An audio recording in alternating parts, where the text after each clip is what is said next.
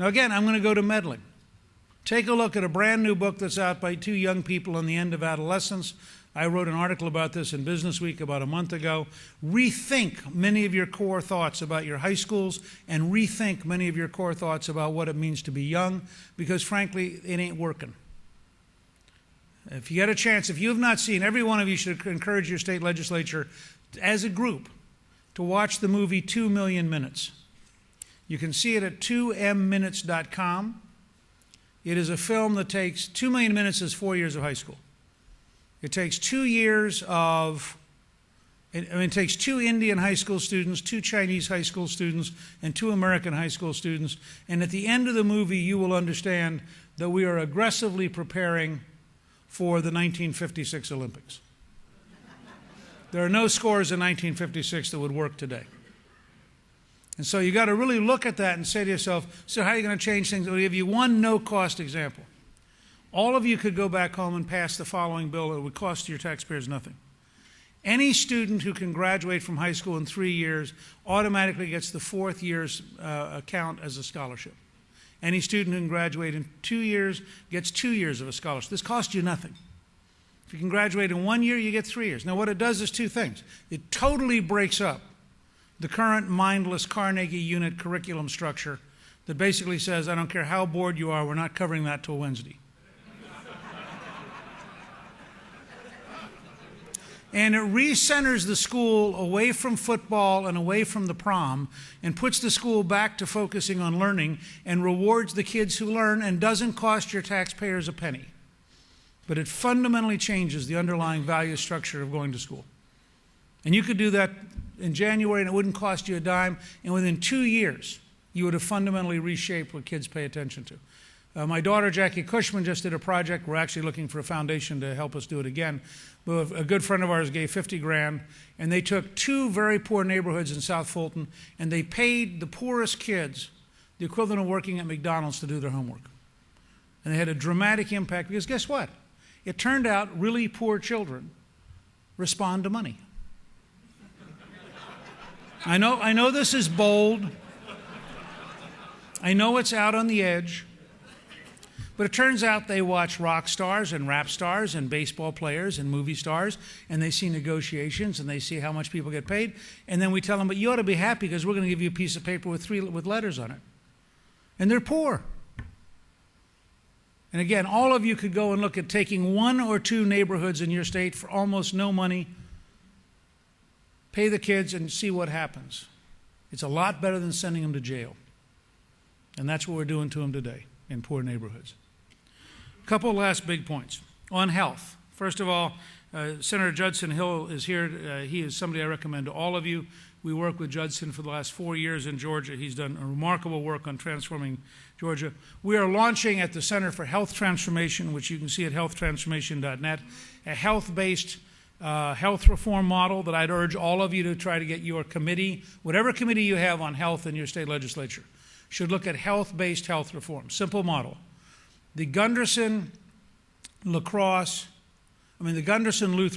Hospital System in La Crosse, Wisconsin, is the least expensive place in America for the last 2 years of life, according to the Dartmouth Health Atlas. It costs $13,600 for the last 2 years of life in La Crosse. It costs $58,000 at UCLA. They have a higher satisfaction rate than UCLA. Families feel better about the experience. And they do 4 things. Over 90% of their patients have an advanced directive. They have an electronic health record, so the staff knows what the directive is.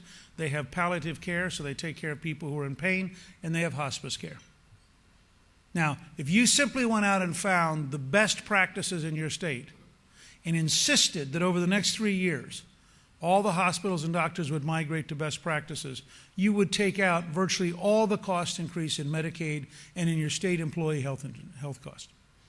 But it's a new model. It's a model that says don't cut across the board, don't use a meat axe, accelerate the adoption of the best practices to lower the cost and improve the outcome, which is what we historically have done in manufacturing for 200 years, but we don't do in health. So it's a fundamentally new model. Second, let me go back to honesty. New York Times reported a couple years ago in a 4-part series that Medicaid in New York is 10% pure fraud. Not waste, not abuse, not judgment, but a dentist who filed 972 procedures in one day. A dental office, which had a person standing out front who said, if you'll loan us your state Medicaid card for 30 seconds, we'll give you a free DVD player. Now, we have had no serious effort at taking fraud out in this country. And I'm not saying this is true of every state, but there are a lot of states that would save billions. New York State, by the way, 10% is $4.4 billion a year in fraud. And Jim Froeg, who's here from the Center for Health Transformation, many of you know Jim from over the years. Jim would be eager to work with you on Medicaid reform because we think there's a ton you can do there. The third point I'd make is, both for Medicaid and for your state employees, go to incentivized systems.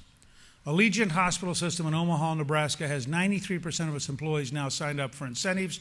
So if you're diabetic and you're compliant, you get rewarded. Every person does an assessment of their health every year. Every person is rewarded for doing well. They're not rewarded for not doing well. They've had a very big impact on the cost of health care for their employees. They have 9,000 employees. But all of you should have an incentivized system for health so that every person knows their own health status. Every person is involved directly in minimizing their cost. Finally, you look at community-based models. We have a project in Columbus, Georgia, which Laura Lynn and the Center for Health Transformation has undertaken on diabetes and on obesity, which we'd recommend you look at. There's also a great project in Oklahoma City where the mayor, Mick Cantor, decided that Mick Cornett, rather, decided that he would never lose weight. He'd always been 40 pounds overweight. So he announced last January that the entire city would now lose weight. He has had a citywide project on diabetes and obesity, and the city, as of September, had lost 176,000 pounds. It is a great case study that all of you ought to look at, because obesity and diabetes is now probably the largest single health problem we have in the country. It's really worth your looking at. Let me just say two last things, and I'll get out of your hair. Part of our economic change has got to be energy. We are developing at American Solutions an all fronts energy solution.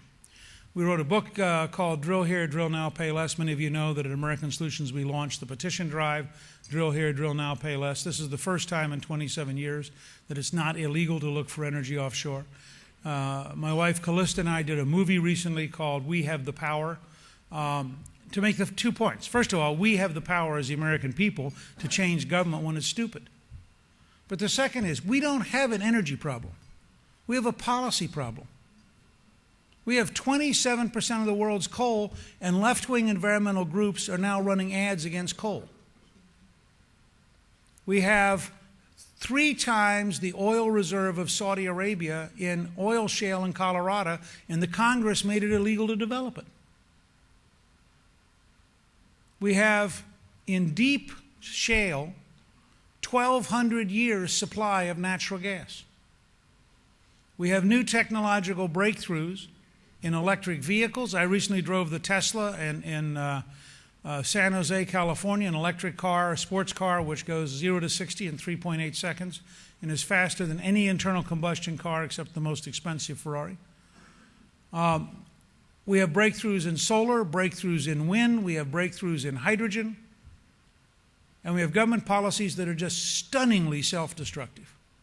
We're developing a project on clean coal being transformed so that you capture the carbon and you use the carbon for enhanced oil recovery.